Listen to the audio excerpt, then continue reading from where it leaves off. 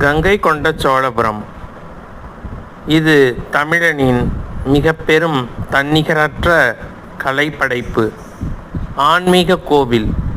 சிவபெருமானுக்கு அர்ப்பணிக்கப்பட்ட கோவில்களுள் இதுவும் ஒன்று. மிகவும் அழகாக இது வடிவமைக்கப்பட்டுள்ளது.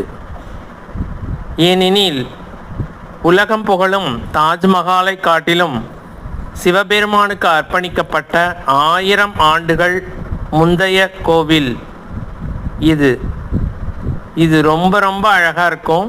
ரொம்ப அற்புதமாக வடிவமைக்கப்பட்ட திருக்கோவில்.